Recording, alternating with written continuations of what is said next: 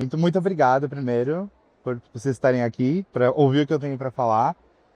Obrigado, Macmillan, pelo convite. Eu tô muito feliz que eu tô com esse microfone. Quem assistiu a Globo ontem à noite? Vocês viram a Sandy cantando? Gente, eu tô me sentindo a Sandy com esse microfone. Eu tô muito feliz. Um sonho de infância realizado. Meu nome é Eduardo. Eu sou professor de inglês há alguns anos, mais de 15 aí. Hoje eu trabalho com produção de material didático e capacitação de professores. E ultimamente eu tenho estudado bastante sobre o impacto de inteligência artificial na educação, né? E no mundo, né, gente? Porque a inteligência artificial tá aí para tudo. Então, conta um pouquinho como nessa escala aqui de 1 a 9, como que vocês se sentem em relação à inteligência artificial hoje na escola?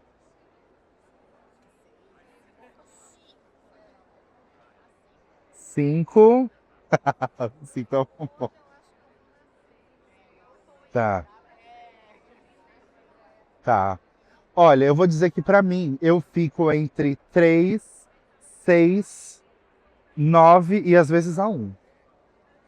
Porque cada dia que você entra, que você procura, tem uma coisa nova, tem uma coisa diferente, né? E eu acho que pra mim, o grande problema com a inteligência artificial é que você precisa correr para lugares diferentes para encontrar aquilo que você precisa. Não tem uma coisa num lugar só, né? Então é você estar sempre atualizado com esse repertório de ferramentas de inteligência artificial. É muito cansativo. Você fica com aquela. Já ouviram falar daquele FOMO, Fear of Missing Out, aquela coisa de essa ansiedade de estar perdendo alguma coisa nova? Então isso dentro de quando a gente fala sobre IA na educação, isso é muito real, assim. E hoje, eu não sei o quanto vocês já visitaram na feira, né, por aí. A gente vai analisar no mercado hoje ofertas de IA para estudantes versus ofertas para professores. Então, muito do que a gente vê por aí oferecido em todas as soluções que vocês vão encontrar é a solução feita para o aluno. Como que aquilo chega para o aluno, como que ele vai usar a inteligência artificial em benefício do processo de aprendizado. Mas eu sou aqui uma pessoa defensora de Paulo Freire. Eu acredito que o professor é o agente de transformação. Então, muitas dessas coisas que a gente encontra por aí, essas soluções de IA para o aluno, elas podem mascarar um pouco a realidade da eficácia do processo de aprendizado que aquilo vai trazer para a tua escola, para a tua sala de aula, né? Quando a gente, na verdade, deveria também estar avaliando como que este professor está preparado para incorporar a inteligência artificial, não só na sala de aula dele, mas no dia a dia para facilitar a vida, né? Porque IA facilita a vida. Então eu acho que a gente já chegou num senso comum de que ninguém vai perder emprego por conta de inteligência artificial. Tem muita coisa que a gente entrega além de conteúdo, né? A educação ela é muito mais complexa do que entrega de conteúdo. Então a gente tem que estar sempre atento, e eu convido vocês a ter esse olhar crítico quando vocês estiverem visitando os estandes por aí, o que eu estou trazendo com o IA que não é ornamental, que não é uma coisa bonita para falar assim, olha, minha escola tem isso. Isso é um pensamento, é uma coisa que a gente tem que olhar com muito critério.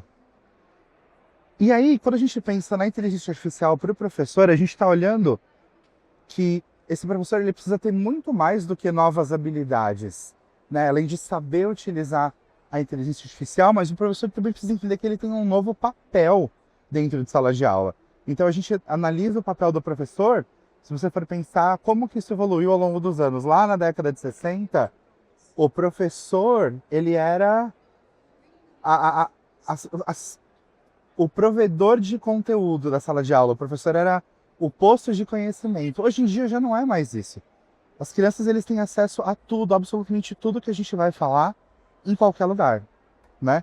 Então, com a inteligência artificial, a gente revisita esse conceito do papel do professor e ele também começa a ser curador de conteúdo, em que a gente seleciona o que a gente quer trazer para a sala de aula e a inteligência artificial expande muito as possibilidades do que a gente pode trazer, né? Isso aí, por exemplo, quantos aqui são professores de inglês? Legal. Então, sair um pouco, por exemplo, de uma abordagem colonialista. O que se faz na Inglaterra? O que se celebra na Irlanda? O que se celebra nos Estados Unidos? Mas o que eles estão... O que se celebra em Singapura, por exemplo? Quais são os festivais em Gana? Às vezes a gente não tem acesso, porque a mídia não chega, esse tipo de informação não chega a gente. Com inteligência artificial, você consegue fazer uma pesquisa sobre isso muito rápido e pensar e pedir ajuda para saber como que eu posso trazer isso para o meu aluno em sala de aula, né? Então, além disso, trabalhar instrução... adquirir um novo papel do professor ser engenheiro de prompts, né? Então, quem é professor de inglês assim como eu, a gente tem trauma com número. Não sei se vocês sabem disso, mas professor de inglês em número não bate. Então, essa engenharia não tem nada a ver com número, tranquilo. O prompt são aqueles comandos que a gente usa para pedir alguma coisa para a inteligência artificial. Então, existem estudos de como você pode melhorar a forma como você estrutura esse prompt para você ter resultados mais certeiros e satisfatórios. Então, também é uma nova habilidade que o professor precisa aprender hoje em dia, se ele quer utilizar a inteligência artificial a favor dele. E aí, uma outra vertente que surgiu um questionamento muito grande na época era: o meu aluno não escreve mais, a inteligência artificial escreve por ele, né? E aí os professores começaram a usar a própria inteligência artificial para fazer esse police work, esse monitoramento para saber se o aluno está escrevendo ou não, né? E aí eu tenho uma opinião muito impopular em relação a isso. Hoje, o mundo usa inteligência artificial para escrever. Todo mundo concorda? Por que ao invés de eu condenar o meu aluno por fazer isso, por que eu não ensino ele a como editar esse texto de uma forma que ele traga o toque pessoal dele para aquela produção? Porque é a mesma coisa, a gente brigar contra a produção de inteligência artificial, a gente não pode fazer isso. Então a gente tem que ensinar esse aluno, aquela coisa de mudar o papel.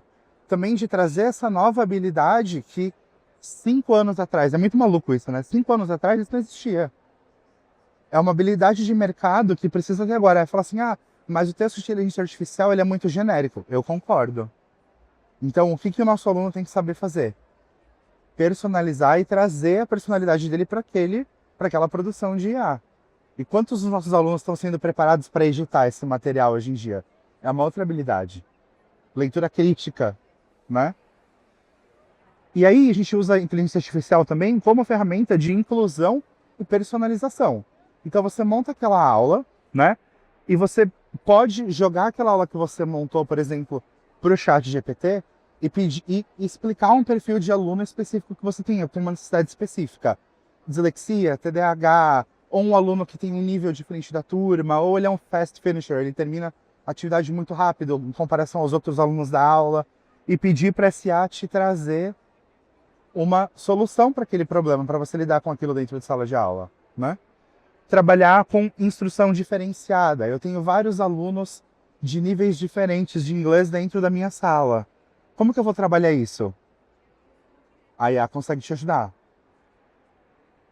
Diversidade em sala de aula. Quando eu falo de diversidade, eu sou uma pessoa que eu sou muito visual, muito de foto, vídeo. É uma coisa que me chama muita atenção e que eu constantemente trago para as minhas aulas. Eu estava escrevendo um material didático há uns 6 meses atrás e na lição era sobre vegetais e frutas em inglês e tinha uma história da avó indo com o neto, que foi a que eu idealizei para a unidade, né? A avó indo com o neto até o mercado para ensinar aquele vocabulário ali e tinha um diálogo. Só que eu queria uma foto de uma senhora negra. Falei, eu quero uma avó negra com uma criança no mercado. Aí você entra em qualquer banco de imagens e procura que vó negra no mercado. Quantas você vai encontrar? Nenhuma. Se você procura mulher de idade no mercado, quantas brancas loiras do olho azul tem? Todas. E com a inteligência artificial, ela te dá essa habilidade de você criar uma imagem para trazer essa diversidade para a sala de aula. Diversidade racial, diversidade de gênero, né? Quantos materiais hoje em dia, isso, parabéns e um grande beijo para Macmillan. Quantas capas de livro você vê uma criança com síndrome de Down? Uma criança cadeirante. Cadeirante acho que ainda até menos difícil de encontrar, né? Então, a inteligência artificial ela traz essa nova possibilidade também.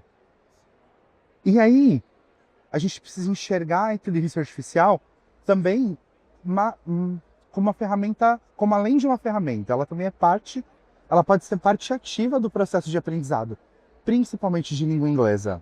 Então, você pode usar ela tanto para a rotina do professor, como terceirizar tarefa, para correção de redação, preparação de feedback, plano de estudo. Se você tem um aluno com dificuldade, você descreve aquelas dificuldades para a inteligência artificial e pede para ele preparar um plano de estudo personalizado para aquele aluno, né?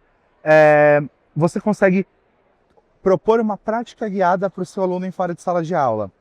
Por exemplo, você consegue montar um prompt no ChatGPT, pedir para os alunos baixarem o ChatGPT no celular, e ele só copia e cola aquele prompt que você colocou, que você criou. Então aí você fala assim, olha, preciso que você converse comigo sobre frutas e vegetais em inglês, e nessa aula eu aprendi tal palavra, tal expressão. O aluno copia e cola esse prompt no aplicativo dele, e o ChatGPT conversa com o teu aluno. Ele conversa com o ChatGPT, e no fim das contas o ChatGPT ainda dá um feedback para ele. Olha, você acertou essa pronúncia, toma cuidado com essa pronúncia, nessa frase ficou meio confusa, fale dessa maneira. Então, você está, além de, entre aspas, terceirizando essa prática oral, e você está trazendo a possibilidade do aluno ter essa prática oral dentro da casa dele, fora da sala de aula, né? E pensar também, como a gente retomou lá no começo, a habilidade que esse meu aluno precisa ter em relação à inteligência artificial, trabalhando sobre digital literacy, né? O que eu preciso ensinar ao meu aluno em relação à inteligência artificial para que ele possa ser bem-sucedido no mercado de trabalho. Porque eu ignorar a existência da IA hoje em dia e não ensinar isso para o meu aluno em sala de aula, gente, está fadado ao fracasso. Para encerrar a nossa curta apresentação, eu trouxe 2 frases de Paulo Freire que eu sou absolutamente apaixonado. A primeira delas é que ele diz que não há docência sem discência. Quem ensina, aprende ao ensinar, e quem aprende, ensina ao aprender. O professor que não é, ao mesmo tempo aluno, não é professor. O professor tem que estar comprometido com a transformação do mundo. E por mais assustadora que a transformação pareça, né, que eu confesso que a inteligência artificial assusta, a gente não pode ignorar isso, a gente não pode fazer de conta que isso não existe. E, mais uma, Paulo Freire diz que ensinar não é transferir conhecimento. E agora eu acho que com a IA isso está cada vez mais claro, né? Mas criar as possibilidades para sua própria produção ou a sua construção. Então eu não estou transferindo conhecimento, eu estou dando a possibilidade para o meu aluno poder construir e criar sozinho. E hoje a gente tem a inteligência artificial como aliada. Muito obrigado.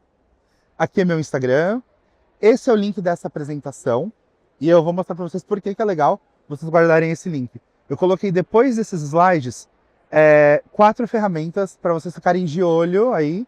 São ferramentas muito interessantes que estão incorporando o IA o tempo todo. O ChatGPT é, né, a mãe de todas, mas essas outras 3 ferramentas são muito legais. E também um caminho são trilhas de ação. Como que você vai combinar essas 4 ferramentas para preparar ou produzir uma aula? Então isso aqui está lá nesse link aqui.